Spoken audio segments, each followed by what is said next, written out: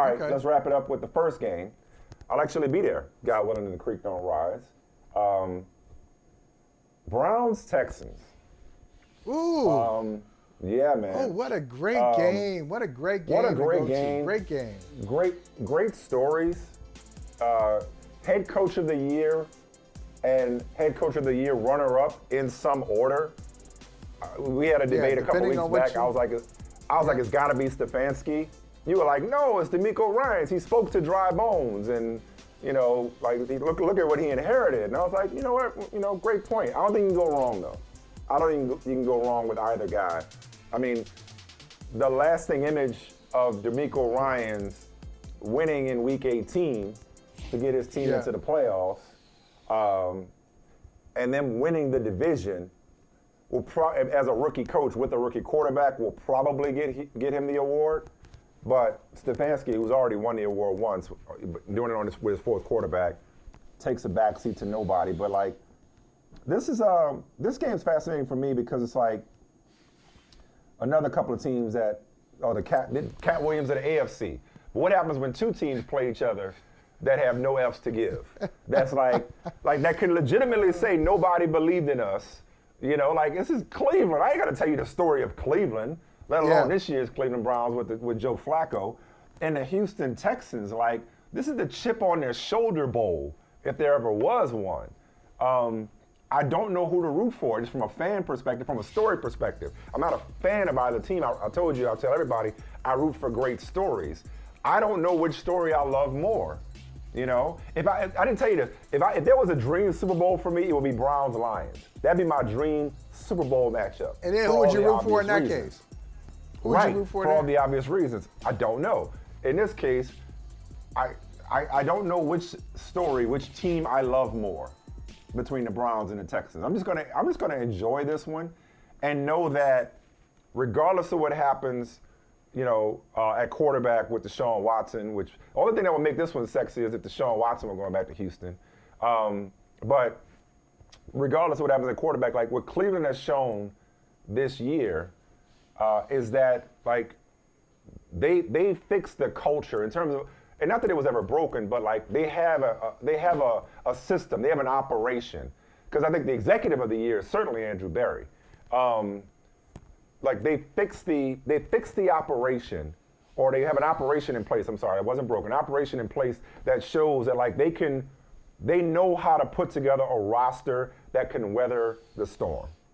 So that's what Cleveland's got going for it. They got staying power. Every team in the AFC North had a winning record, but every team in the division had a winning record for the first time since the 30s. I don't think it's going to be the last time, and it's not going to be the last time in this division as presently constructed. Because as long as you got Baltimore and Pittsburgh, we know Pittsburgh is impervious to losing records under Mike Tomlin. Yeah, Baltimore and Pittsburgh and Cincinnati with that zone infrastructure in place, and the way this organization in Cleveland is run from top to bottom now, Cleveland's got staying power. Houston, and you said this before. You said that C.J. Stroud's already the best. Did you say this? I don't want to misquote you. Yes, that C.J. Stroud's already the best quarterback in franchise history. He will be. He will be. He'll be the best. Oh, okay. He'll be the best. Oh, okay. When it's all said and done, they've ever seen. Yeah, when it's all said, so not yet. In that franchise. Okay, not yet. Okay, good. I'm glad. Good. I'm glad you made that decision because even though he's better now. This C.J. Stroud is better than Cleveland's Deshaun Watson. Yes. But this C.J. Stroud is not better than Deshaun Watson. It's not better than Houston. Thank you. Because I think the way it ended with Deshaun Watson, people forget what a bad so-and-so Deshaun Watson was in Houston and where he took those Houston teams under Bill O'Brien. But they obviously got a quarterback, they got a coach. And so, but he's just the humility with which he spoke and just shouting out the coaching staff and the linemen and his teammates and just everything. Yeah. Then on the flip side, my man who dropped the ball, Tyler Goodson, on 4th and 1, his quotes in a losing effort were also notable, saying, hey, the only people who love me right now are my parents. He said, the only people who love me right now are my parents, but I'm not going to let this define me. I've got to own what I've done. I feel like I should have made that catch. I'm in a bad space, but this game will not define me, and I hope I can come back with other opportunities. I felt like both of these young players really represented themselves well, even though a lot of Colts fans probably don't want to say nice things about Tyler Goodson right now. He was in a tough position, but I think he handled it very well. Well, two things. I appreciate you calling those out because it's like, we're both storytellers. We both love good stories. Like there are great stories in defeat, and great examples in defeat. Losers don't get to write history. Dude, man, I've had his voice in my head. How many times? Tell me. If someone is lying, it's not messy of me to come and say, hold on, that didn't happen. I'm saying, but the funny thing is, you know what's funny? I've never seen somebody. How many comedians are like this?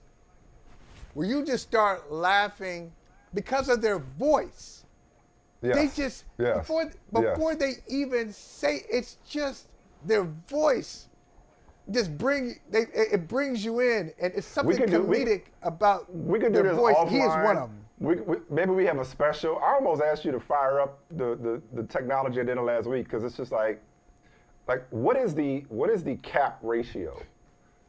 Like what is the cap ratio? Like there was so much like whether it's 3,000 books at the age of 8, whether it's running the 4.340, it was just so much to unpack, but it just is so much going on. Like I don't even know where to begin. Like books will be written about that performance. But anyway, what was I talking? Oh no, Tyler Goodson. I'm glad you pointed that out. They're great stories and great examples and great moments even in defeat. There's victory in losing locker rooms, and victory over disappointment and over pain and over setback is something that we should highlight. So I'm glad you said that. And look, it might be a low light for him. Am I tripping? That was a shitty throw. Like could he have caught it? A reporter that we both know has told us this story that he once went up to a player. Him and a player once got into it. He said to that player, this was back in the days of newspapers. This is pre-internet. This is before everybody saw everything. He told the player, you know the difference between a bad throw and a drop pass? Me. That's what a reporter, this old school reporter once said to a player. The difference between a drop pass and a bad throw is me. Okay, that day is dead. We don't roll like that no more. Everybody sees everything. I was going to say, we don't roll like that. That looked like a bad throw to me. Like it looked like a very difficult adjustment to Tyler Goodson. Okay, like everybody's talking almost like it's a fact that it was a drop. Like, it looked like a bad throw to me. And credit to Troy Aikman, who said it. He said, both guys will feel bad about the result. He said, the throw was behind him. Now this is from a quarterback, and quarterbacks quarterbacks as analysts, they tend to blame somebody else. Quarterback is usually pro quarterback. Well, receiver should have caught that, or he didn't turn his body, he didn't sit down in the zone. Something that the receiver didn't do. But Troy Aikman didn't go there. He said it was a poor throw, and I agree with that. It was a poor throw. He could have caught it, but it was just in a bad position. It's too bad. And I thought that game was great. And am I tripping? Am I tripping by saying, I'm complimenting DeMeco Ryans? I don't know. Like, coaches get a little too conservative sometimes. Oh, something can happen. That can block the game. Yeah. Yeah. Steichen is very creative play caller, but there are times when I'm like plenty of times I felt that we were watching the Colts. And I know maybe Jonathan Taylor wasn't available, but they couldn't stop him. So it's 4th and 1. No. Yeah. And they bring in Goodson. There's a lot of throwing on 4th and 1 in the modern NFL. Hey, thank you for watching Brother from Another. If you haven't hit that subscribe button, go ahead and do that now. Don't forget, you can catch us 3 to 4 weekdays on PeacockTV.com and on Sirius XM Channel 85.